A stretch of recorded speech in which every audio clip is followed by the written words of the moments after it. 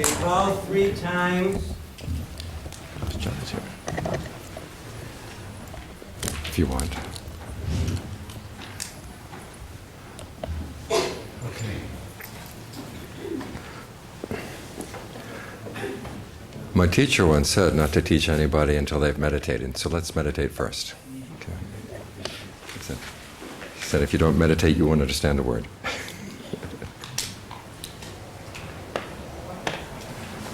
Okay, find a comfortable position with your back straight. Place your hands in your lap and close your eyes.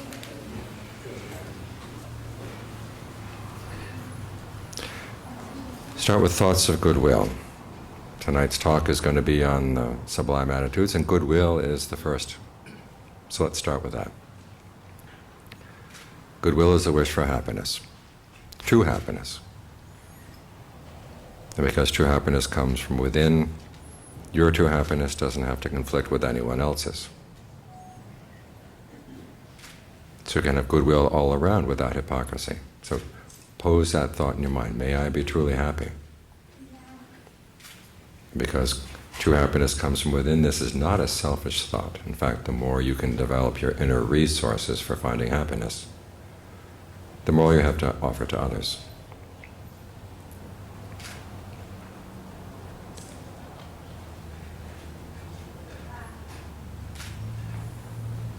And then spread thoughts of goodwill to people who are close to your heart, your family, your very close friends. May they find true happiness too.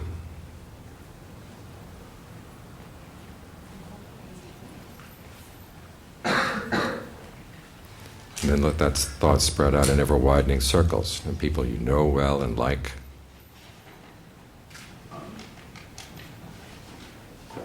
People you like even though you don't know them so well.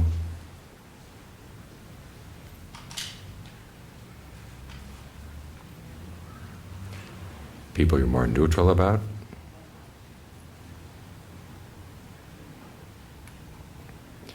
And people you don't like.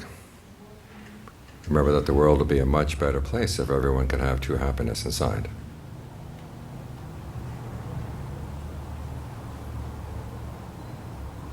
And if you place limits on your goodwill, you're placing limits on your mind. So don't let your likes and dislikes get in the way.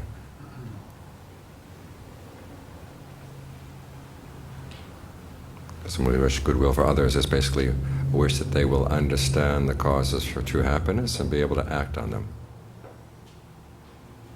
which is a thought you can extend to anyone.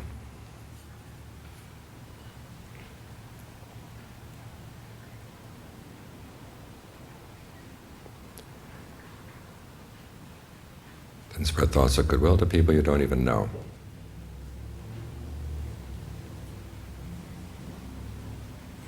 And not just people, living beings of all kinds, east, west, north, south, above and below, out to infinity. May we all find true happiness in our hearts.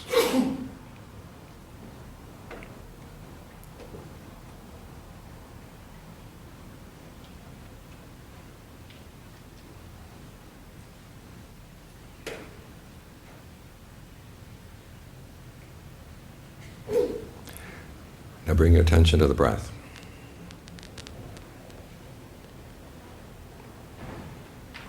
As I'll be talking tonight, when you spread goodwill to others, it's good to have a foundation in the body, a comfortable foundation in the body in the present moment. And the breath is the best way to develop that foundation, because the way you breathe is going to have a huge impact on how you sense your body. Take a couple of good, long, deep in and out breaths and notice how that feels.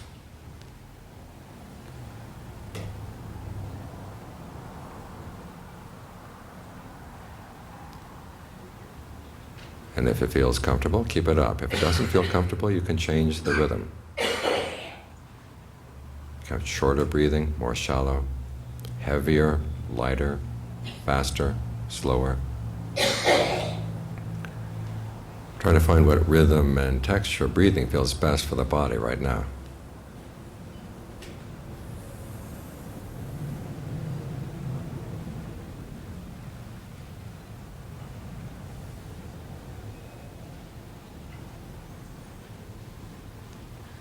If your attention wanders away after a thought that's not related to the breath, just drop the thought and you'll be right back at the breath.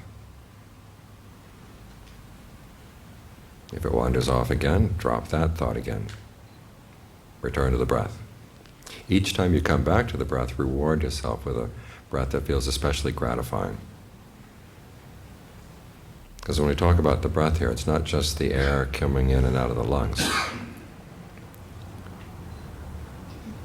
It's also the flow of energy in the body, which exists on many different levels. The most obvious is the energy that allows the breath to come in and go out to begin with.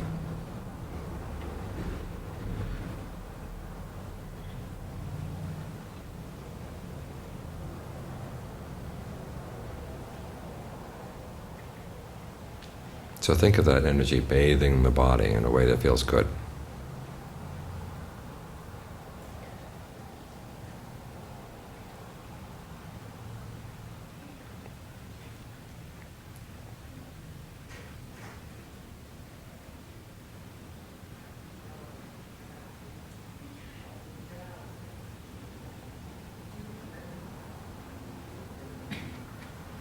Now when the breath gets comfortable, there is a tendency to get lazy and to drift off.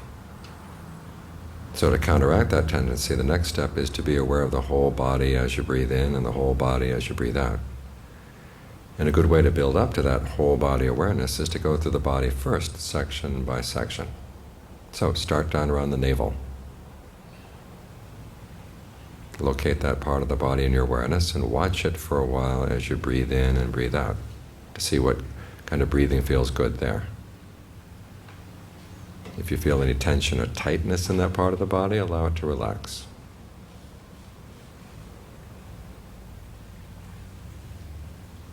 See if you can keep it relaxed all the way through the in-breath, all the way through the out.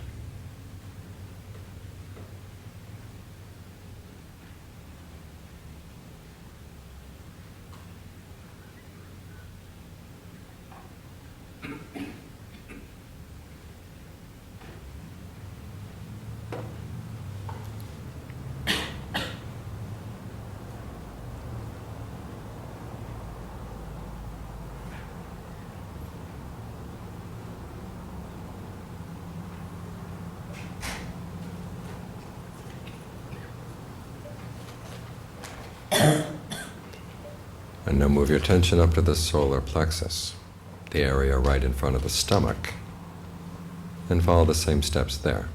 In other words, 1, locate that part of the body in your awareness. 2, watch it for a while as you breathe in and breathe out to see what rhythm of breathing feels good there. And 3, if there's any tension or tightness in that part of the body, allow it to relax so that no new tension builds up as you breathe in and you don't hold on to any tension as you breathe out.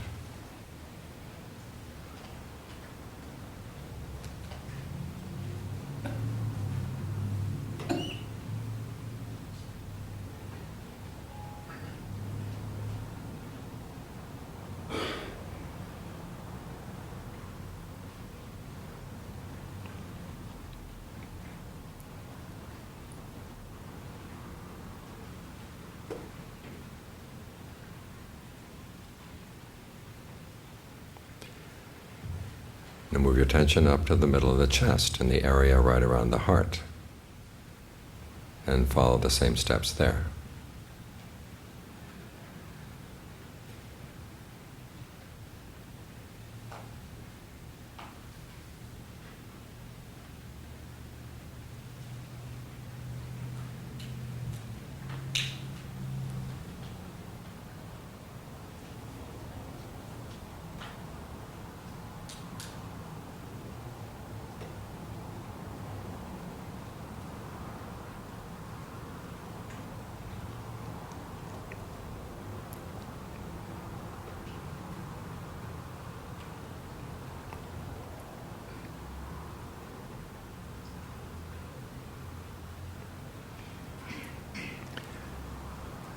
And now move your attention to the base of the throat and follow the same steps there.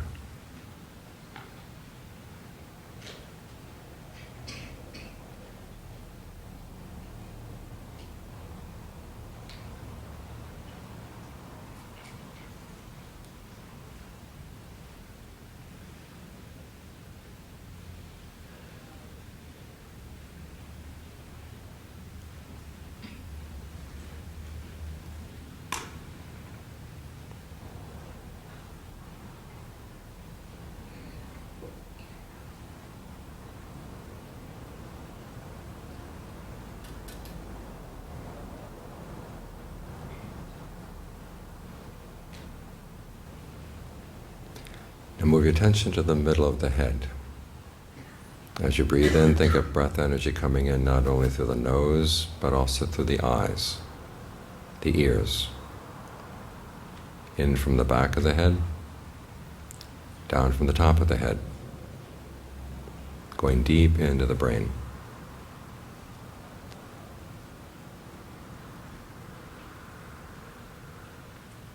Nourishing all the parts of the head that feel starved of energy, and dissolving away any patterns of tension you may feel in the jaws, around the forehead.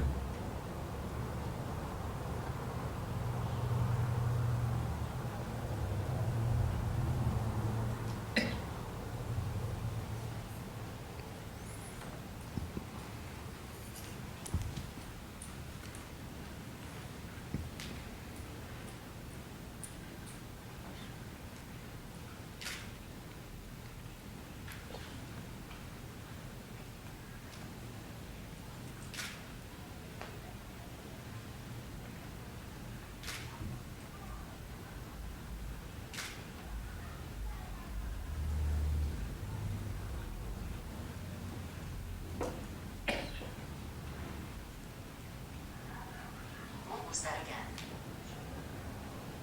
again.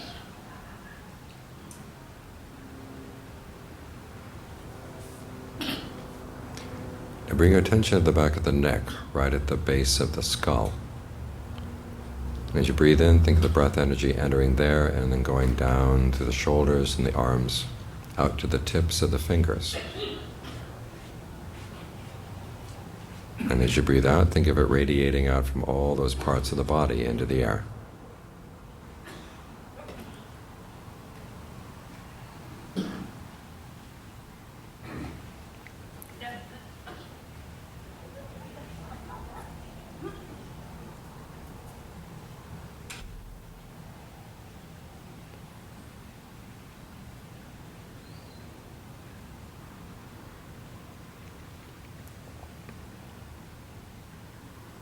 And as you get more sensitive to these parts of the body, if you notice that one side is holding more attention than the other, allow that side to relax. And see if you can keep it relaxed all the way through the in-breath, all the way through the out.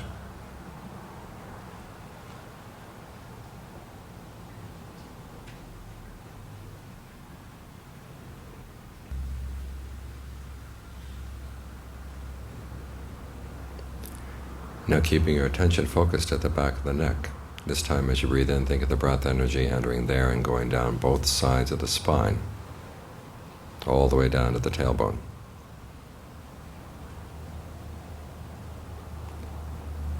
And as you breathe out, think of it radiating out from the entire back into the air.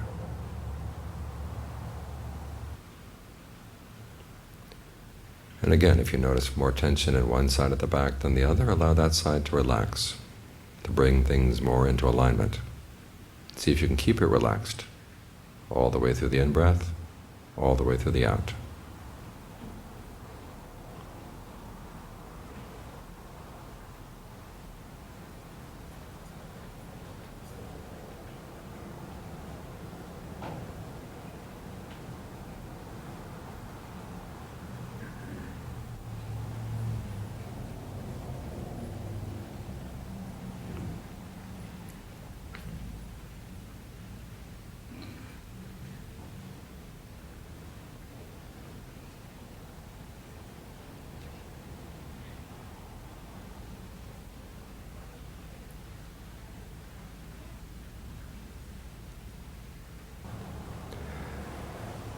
Now bring your attention to the tailbone.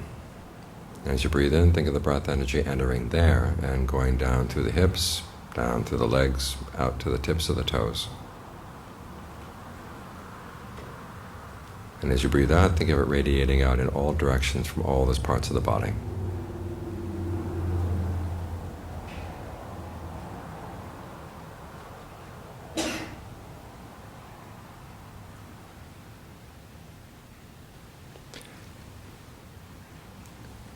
Now that completes one cycle in the survey of the body. If you were meditating on your own, you could go through the body at your own pace as many times as you like.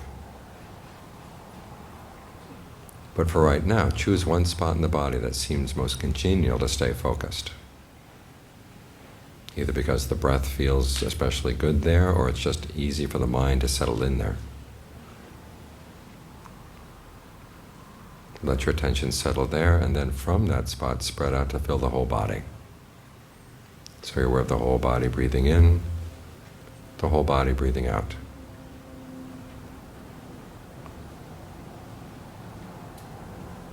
The range of your awareness will have a tendency to shrink, especially on the out-breath. So remind yourself, each time you breathe in, whole body. Each time you breathe out, whole body. And let the breath find whatever rhythm feels best.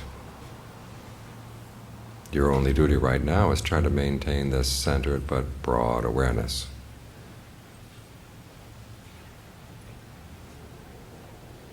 It's healing for the body, healing for the mind.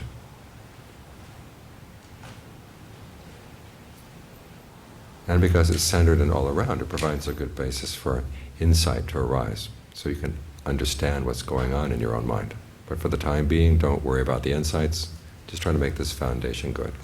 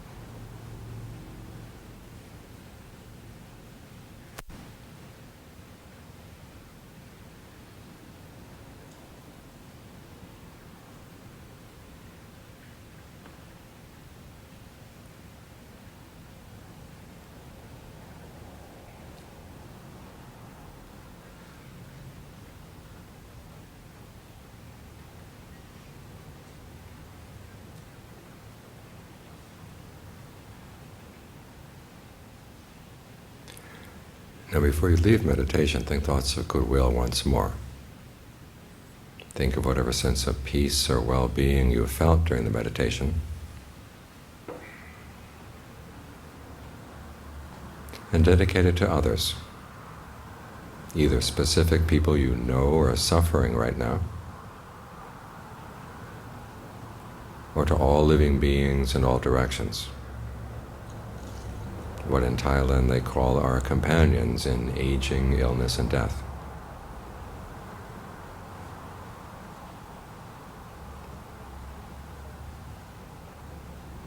In the midst of that, may we all find peace and well-being in our hearts.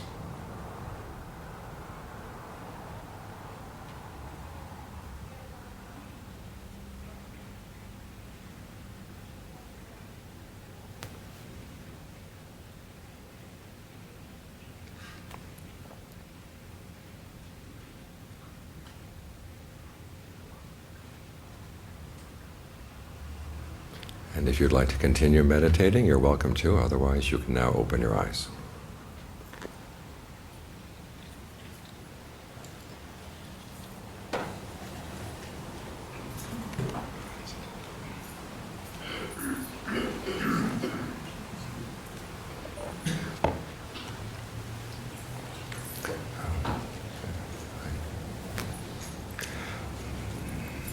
One of the ironies of our life as human beings is that we all want happiness.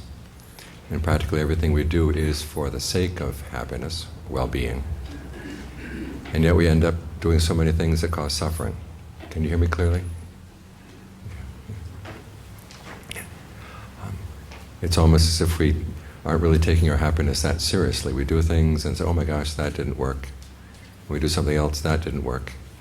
We don't seem to go about it in a organized or systematic way.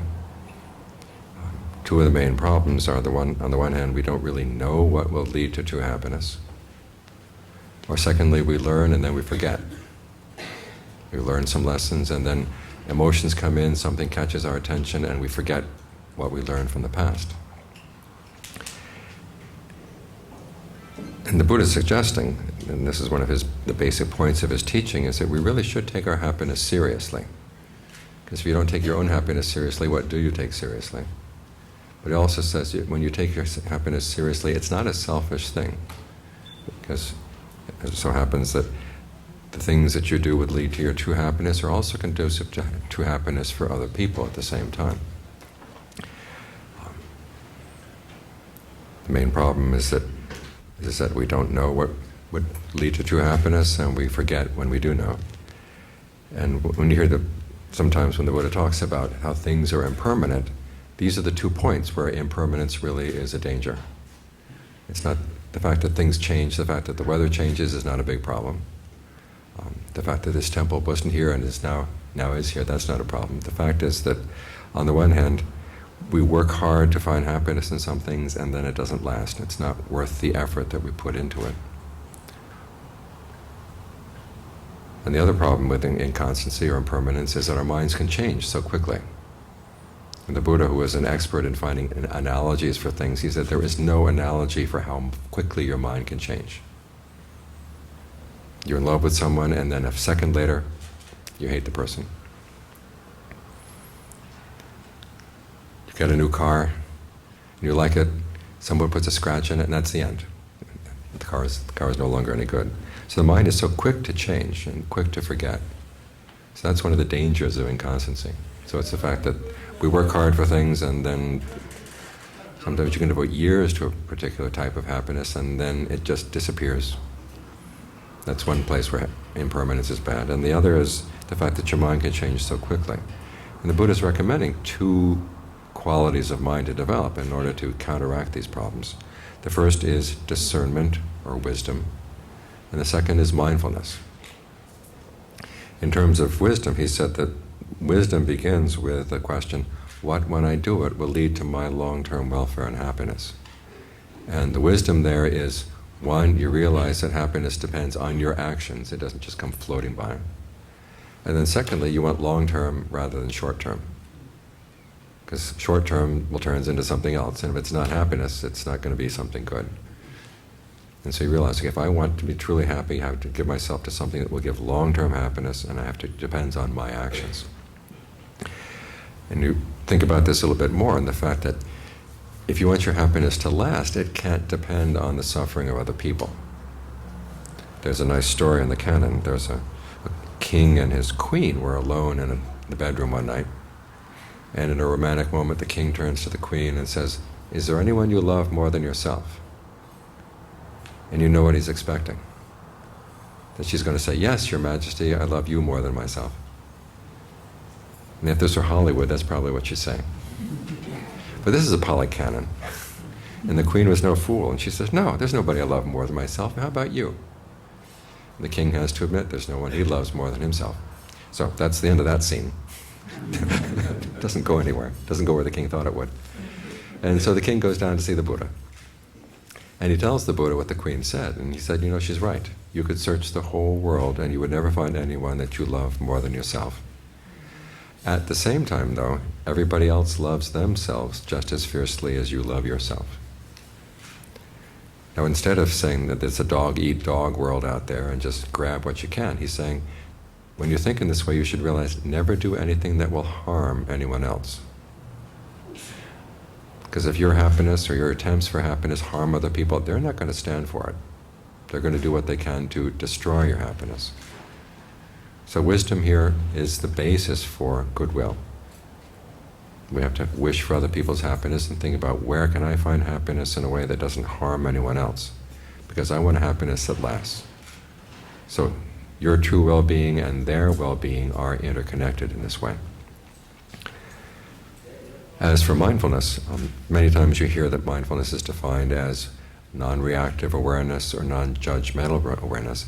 Actually, the Buddha himself defined it as the ability to keep something in mind, to hold something in your memory, especially when you need to apply it to what you're doing right now. And that's what mindfulness does. As you strengthen your mindfulness, then when you've learned things from the past, then you can remember to apply them now in the present moment, regardless of what your emotions are saying. And it's in this context that the Buddha taught what he called the sublime attitudes, the topic of tonight's talk. In Pali, the word sublime attitudes means Brahma Vihara. Now, Brahmas are a level of beings up in heaven, and it's about as high as you can get without being awakened. And they live with attitudes of infinite goodwill, infinite compassion, infinite empathetic joy, and infinite equanimity. These are the attitudes that they have that maintain themselves in that level of happiness up in heaven. And the Brahma Viharas, the Buddha says, you don't have to be a Brahma in order to have these attitudes. You can develop them as a human being. So let's go down and think about the Brahma Viharas for a minute. Goodwill, the first one, metta, is a wish for happiness. And you want the happiness to be true. And you want the happiness to spread around to other people. Now this means not only that you wish for people to be happy, but also you wish for them to create the causes that will lead to happiness. In other words, you want people to be generous, you want people to be harmless, you want people to be good to one another. And it means you also, if you have goodwill for yourselves, it also means that you want to do the things that will lead to happiness as well. Compassion is what goodwill feels when it sees suffering. Whether it's your suffering or someone else's, you want the suffering to end if possible.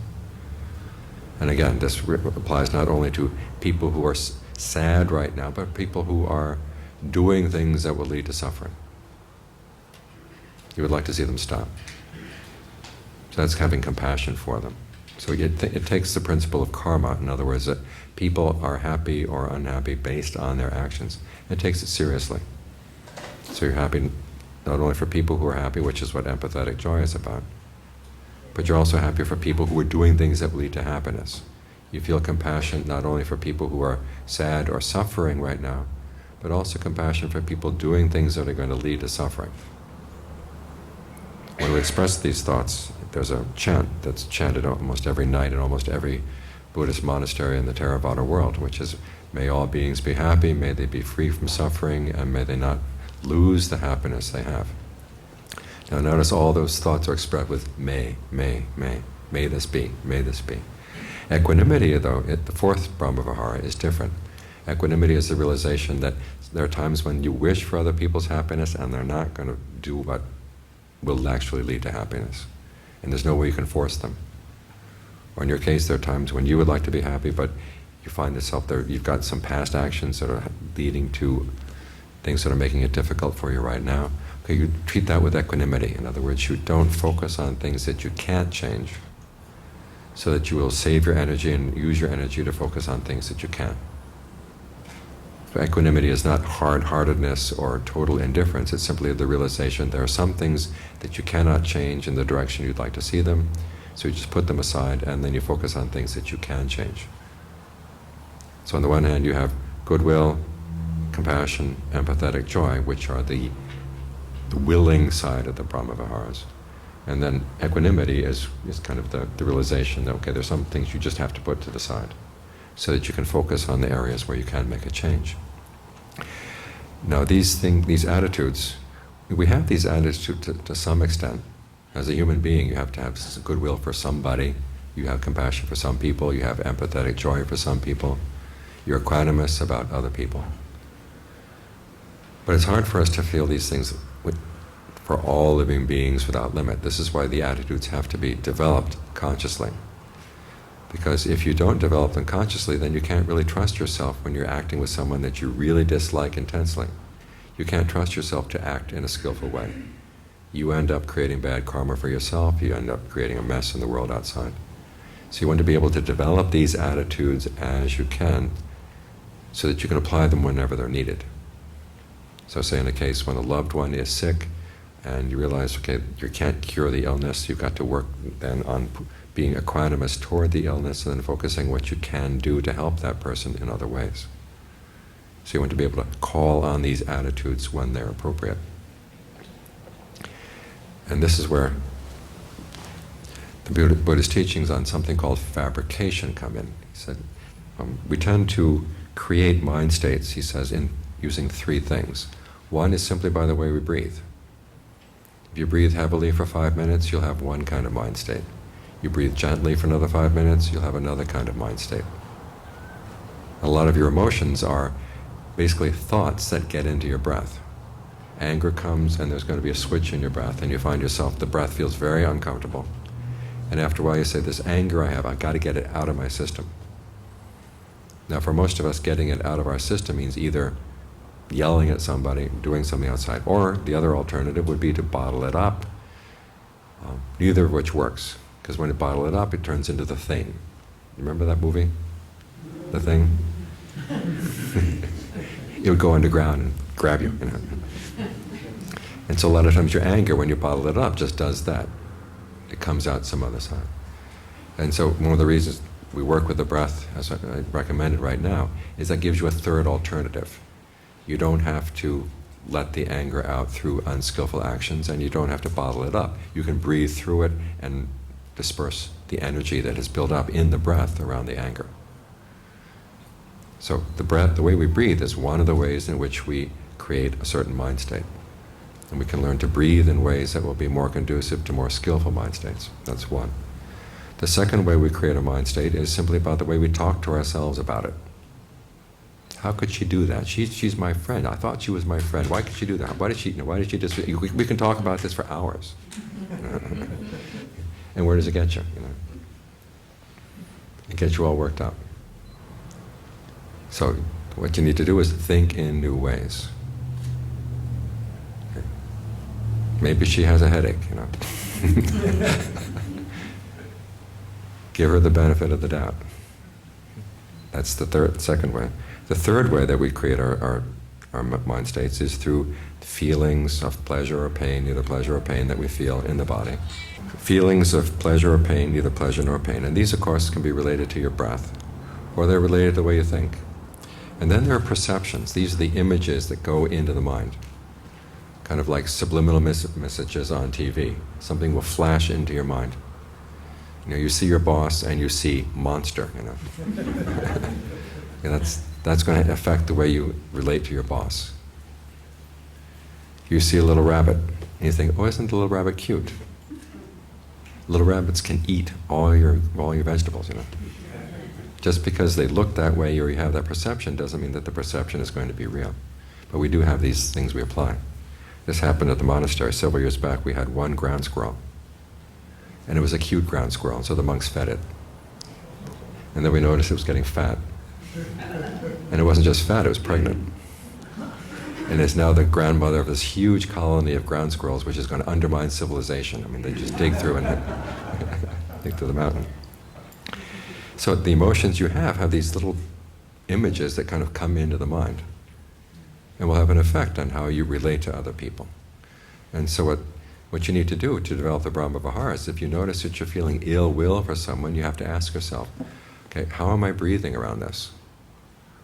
What thoughts am I generating in my mind about this person? And also, what are the images that come into my mind when I see this person or think about this person? Can I change that? The easiest thing to change is the breath. This is one of the reasons we do breath meditation. You find yourself in a difficult situation, breathe calmly. Breathe in a way that dissolves the tension in the body, like I was recommending just now. Once you don't have that feeling that it's built up inside, then you can look more objectively at your own mind. How am I talking to myself about this person? Is what I'm saying fair? Is it useful? The Buddha has recommendations for speech, and they're useful for thoughts as well. The first question is it true? If it's not true, why think it? Secondly, even if it's true, is it beneficial? This may not be beneficial. Maybe I can drop it then. And then the third one, is this the right time and place for that? There are lots of things that are true or beneficial, but this is the wrong time. So learn how to say, okay, I can put this thought aside for the time being. Learn to think about the situation in different ways. And then finally there are its perceptions. Try to get sensitive to the perceptions that you bring to a situation when you're dealing with a person. What image do you hold in your mind? When you see some people, you're going to be thinking of your mother. When you see other people, you're going to be thinking of your father. People from the past tend to pop up, or our images of people, relationships we've had in the past, experiences we've had in the past, tend to get applied to the people that we meet. And that can color everything for good or bad. So ask yourself, how can I color it in a way that's going to be good, that will be useful? So this is how you use these three things: the way you breathe, the way you talk to yourself about the situation, and then the images that you bring to your mind around the situation. Can you consciously change them? And if you can use this knowledge to create a sense of goodwill whenever you need it, compassion whenever you need it, empathetic joy whenever you need it. In other words, there are times when you feel ill will for someone, you say, I've got to change this, because otherwise I'm going to be doing things that are unskillful. I've got to change this attitude. If you see someone who's suffering and you think, boy, now's my chance to give it to them hard, okay, you say, no, I've got to have compassion for this person, they're suffering. Or if you see someone doing something really unskillful, you don't just go up and fight them, you say, how can I help this person to stop being unskillful? Think about it as a way of helping them, rather than just fighting them. See someone who's got some happiness that you don't have, you don't want to be jealous, you don't want to resent that. Because again, suppose someday you gain this happiness. Do you want other people to resent you? No. So you want to be able to bring the proper attitude to whatever situation you find yourself in. And so it's useful to learn how to develop these three aspects I mentioned: the breath, the way you talk to yourself about the situation, and then finally the perceptions, the images that you have in mind around the situation. Try to consciously change those.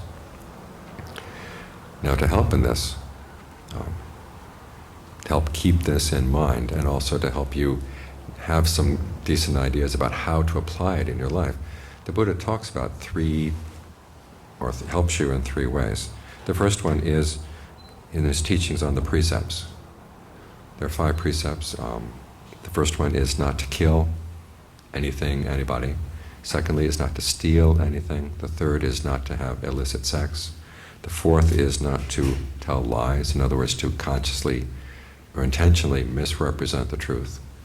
And then the fifth is not to take intoxicants. And these are the Buddha's kind of shorthand recommendations for how to act in a way that shows goodwill for yourself and other people. In fact, it's interesting, he says, when you act in line with these 5 precepts, you are actually benefiting yourself. When you get other people to follow the 5 precepts, you're benefiting them. And the 5 precepts are kind of the basic common denominator for, and because they're short and simple, they're easy to keep in mind. So so that when you really do feel like killing somebody, it says, no. If you feel like stealing something, you say, I could get away with this? No. It's kind of like, if you lived here in Alaska 20 years ago, do you remember the bear awareness signs they used to have? Does anyone here remember the bear awareness signs? Yes, okay. They used to have them up north for all the stupid people down in the lower 49 who don't know bears, And the bear awareness had 10 do's and don'ts. You see a bear, do not run. Because of course that's the first thing that's going to come into your mind, run. So it says, do not run. Secondly, raise your arms, look bigger than you are. Speak to the bear in a calm and reassuring voice. And it goes down, 1 through, and then finally it gets to the last one, okay? If the bear rushes you, lie down, play dead. But then the very last one, the one that really got me, was the one that says, if the bear starts chewing on you, try to notice, is the bear chewing out of curiosity or hunger?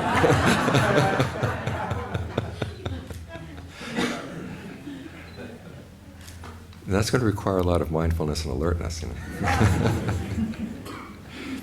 But in most cases, the 1 through 9 will take care of most cases, most encounters with bears, right? And so the Buddha's 5 precepts are like 1 through 9. In other words, these are the do's and don'ts that you just remember to apply in all situations. And it's easy to keep those in mind. This is why the precepts are short and clear-cut, so that there's not a lot of waffling about. So, okay, whatever the situation is, I don't kill, I don't steal, I don't have illicit sex, I don't lie, and I don't take intoxicants.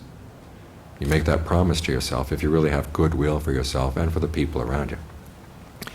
Now beyond that, of course, there are times when you have to develop your alertness and mindfulness so you can deal with that.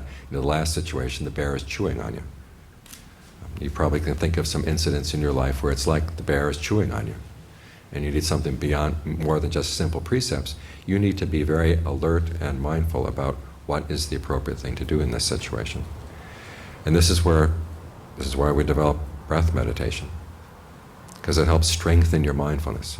And if you sit here and cannot keep your mind on the breath for 5 minutes, you're in trouble when you deal with difficult people. Because the breath is neutral. It doesn't have many difficulties. It's just in, out, comfortable, not comfortable, change, okay. That's it. That's all you need to work with. So it gives you something that's neutral and right with you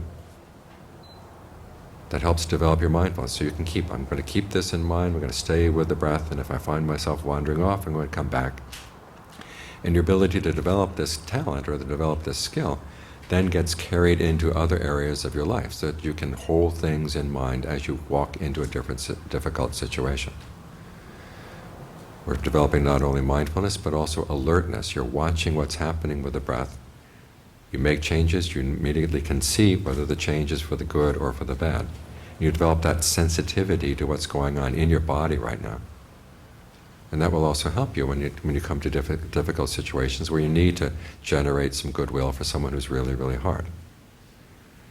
So this is one of the ways in which breath meditation helps you, is it helps strengthen your mindfulness and your alertness. It also gives you a sense of well-being, because oftentimes the reason we're doing unskillful things is because we're looking for a quick hit of happiness wherever we can find it, because we feel starved. And we're already making ourselves miserable by the way we breathe, and so we just go out and grab for the happiness wherever we can get it. And sometimes the happiness is just that, in being cruel to other people. You take a certain perverse pleasure in being cruel. Or sometimes you don't think about being cruel, but you feel you're lacking something in your life and you just grab for something. And so working with the breath gives you a sense of well-being that you can take as a grounding, as a foundation, so you're not so starved for pleasure all the time. And then the third thing that's helpful about breath meditation is that it gets you more sensitive to these processes of what I call fabrication, or sankhara, the way you breathe, the way you talk to yourself, and also the image that you're holding in mind. Because to stay with the breath, to begin with, you have to talk to yourself and stay with the breath, don't wander off, come right back, come on. Talk to yourself like this, and then you start noticing other conversations going on in the mind. And you get more sensitive, all these other conversations are there. It's like you have a whole committee inside here. And it's not the temple committee. It's the Chicago City Council, They've got all kinds of subterfuges. It's the lobbyists in Juneau, you know. And you get more sensitive to these different voices, and as you get more sensitive, then you can deal with them.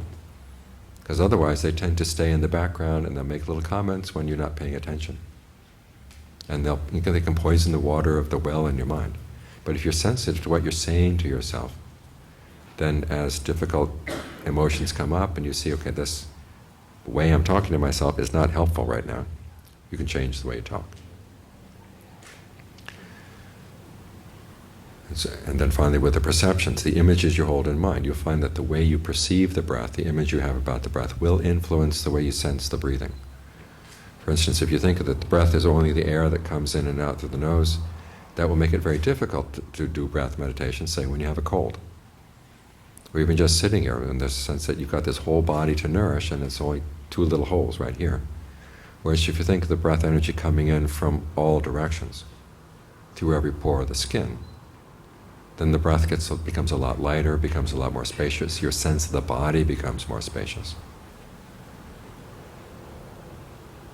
There's a town in California, Laguna Beach, they have a festival they call the Festival of the Arts, where they recreate famous paintings on a stage. And then they have a big revolving stage, you know, and sometimes they'll have paintings, sometimes they'll have statues. And they discovered very early on when they did statues, you know, they'd go down to the beach and get somebody good looking to be Venus or David, and they'd cover them with white paint. First they covered them all around with white paint. And they found that you get Venus on the stage for 2 minutes and she faints if she's covered with white paint. In other words, your skin really does breathe.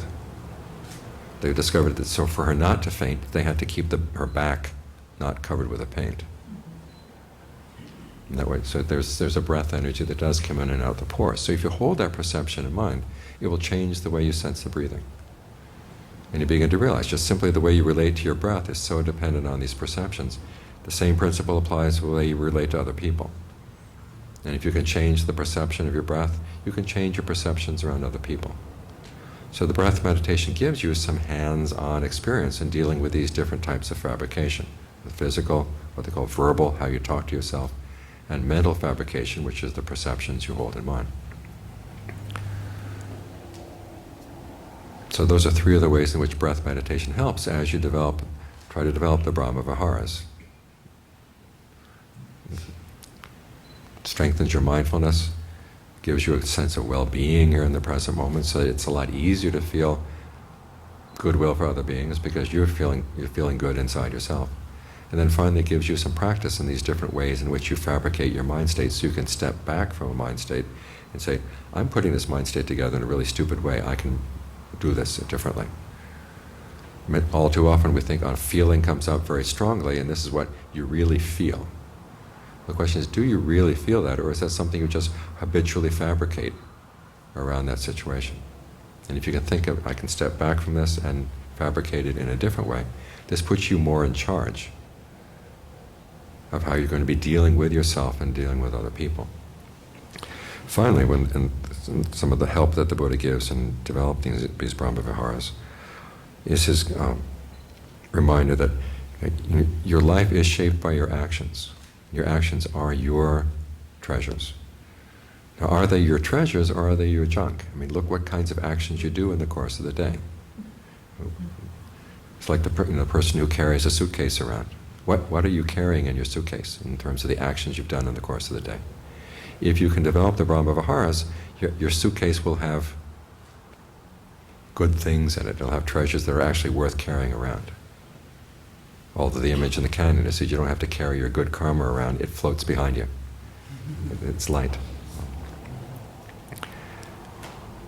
So if you develop the good Brahma Viharas, then your actions will be your treasures, and they'll be good actions.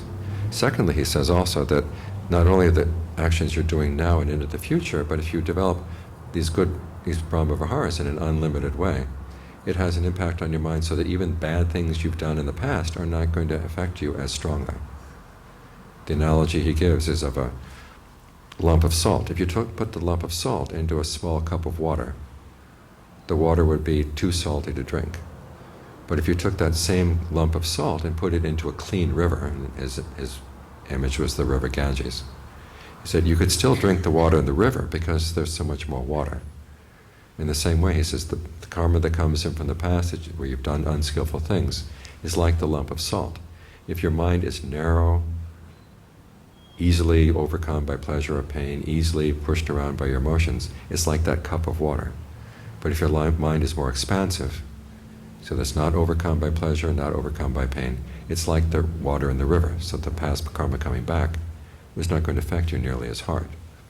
So goodwill provides you protection not only in the sense of what you will be doing, but also protects you from bad things you've done in the past. So you don't need to suffer as much.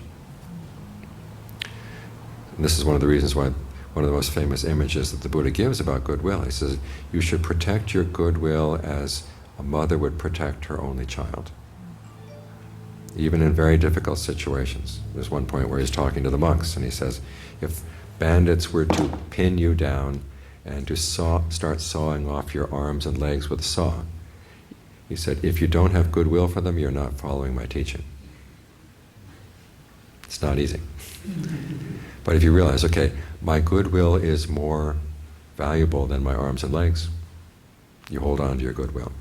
In the same way that a mother would be willing to risk her life to protect her child, you should be willing to risk a lot of things so you can protect your goodwill. Because that will be your true treasure as you go through life. And then from this life on to future lives. So these are some of the ways in which the Buddha helps you try to keep these attitudes in mind. So that as you look at your life and try to figure out what kind of happiness do I want, you can think about, in terms of wisdom, what will be long-term? What can I do that will lead to long-term welfare and happiness?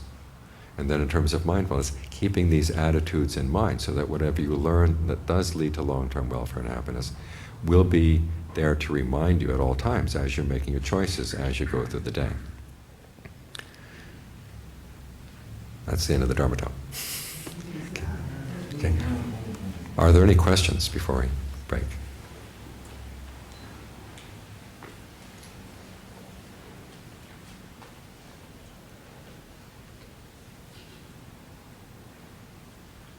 Nothing?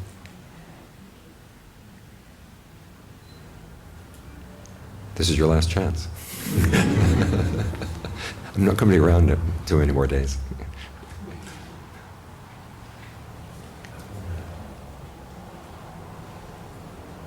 Yes.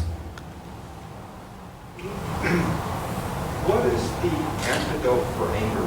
How do I be rid of anger? Okay, you go in different stages. And the first stage, the Buddha said, is to remind yourself, if you act on your anger, then you're going to be pleasing your enemy. And although he doesn't use the word, the question is, do you want to please that son of a bitch?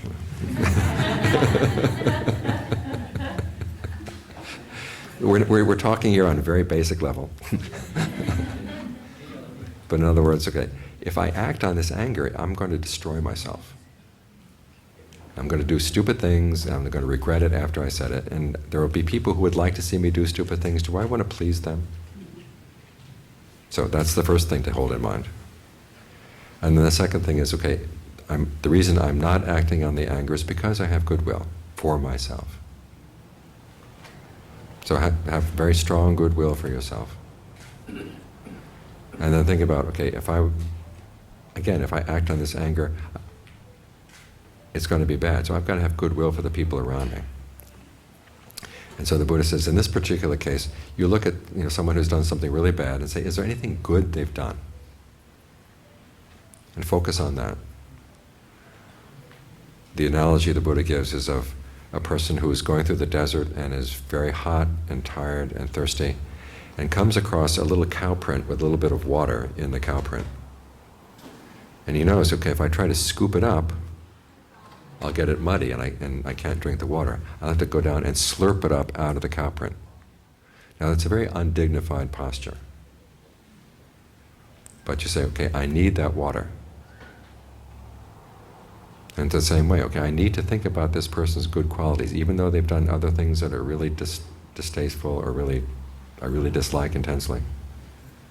And I may feel that it's lowering myself to try to think good thoughts about that person, but I need it. Because I need the water of their goodness in order to nourish mine. So try to find something good in that person.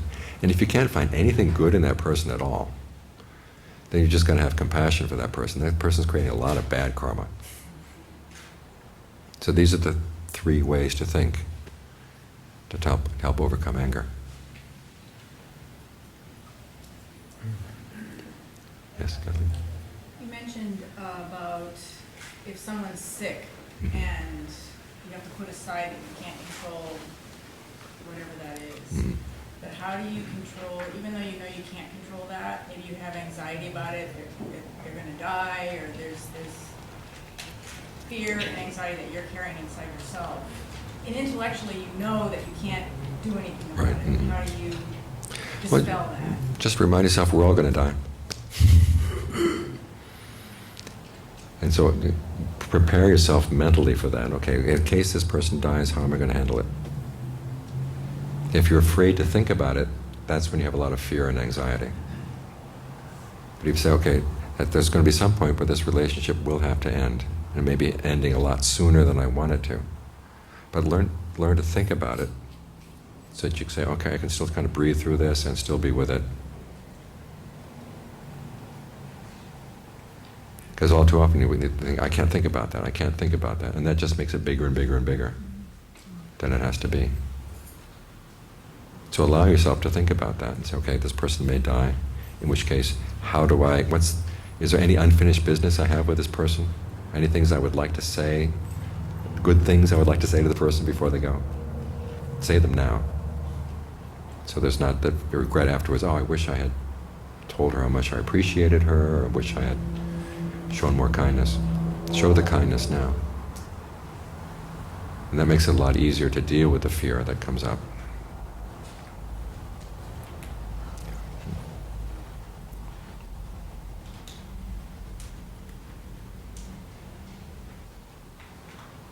Yes? If a position causes you pain with meditating and distracts you, should you pick a different one? Yes. However, if you find yourself sitting with your spine is straight, your posture is perfect, and it's still painful, sit with it for a little while. Because it's good to be able to find a position where you can stay for long periods of time, because that allows the mind to get deeper. And as you work with the breath, especially you work with the breath down the spine, you kind of straighten things out. If there's pain in your legs, often it's a sign that there's a blockage in the spine in terms of the breath energy. So try to think about opening up the channels as you go down the spine. And that might relieve the pain that you feel, say, in your legs or in your hips. So work with the breath first, but if it's really painful, so painful you can't focus on the breath, change your posture.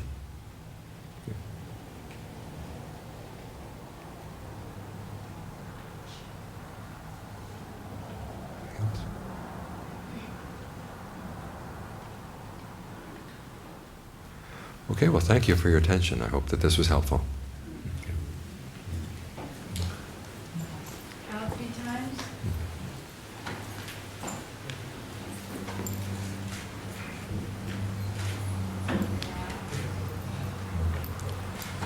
There should be books. Oh, here they come. There are books for free. Oh, you have a question? Yes.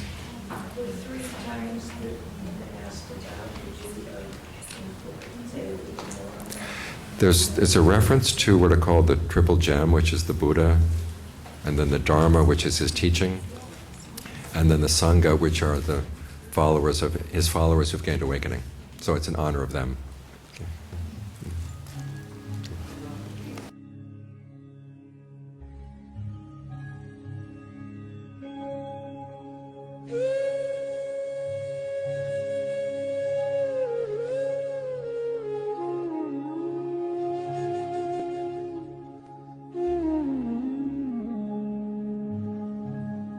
इदं खोपन भिक्खवे दुःखं मरिय सच्चम् जातिपि दुःखा जरापि दुःखा व्याधिपि दुःखा मरणंपि दुःखम् अप्येहि संपयोगो दुःखो पियेहि विपयोगो दुःखो यं पिच्छं no लभति तंपि दुःखम् संखित्तेन पञ्चुपादानखन्धा दुःखा इदं खोपन भिक्खवे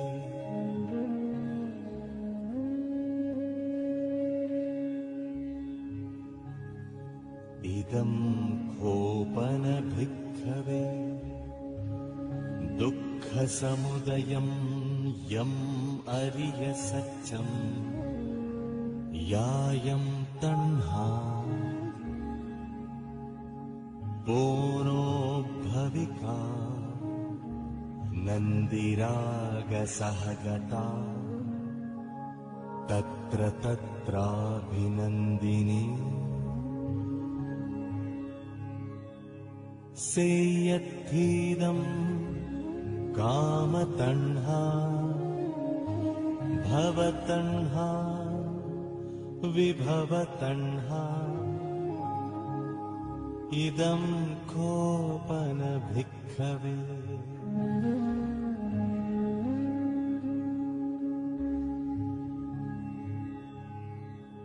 इदं खोपन भिक्खवे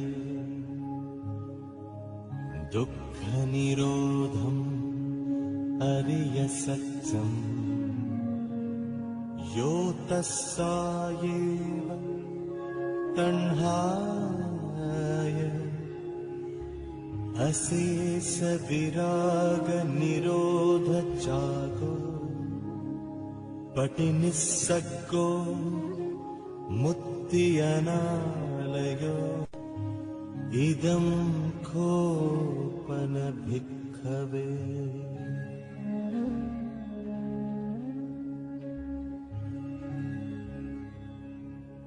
इदं खोपन भिक्खवे दुःखनिरोधगामिनी पटिपदा अरियसत्यम् अयमेव अरियो अट्ठङ्गिको मग्गो सेयत्थिदम् सम्मादिट्ठि सम्मासङ्कप्पो सम्मावाचा सम्माकम्मन्तो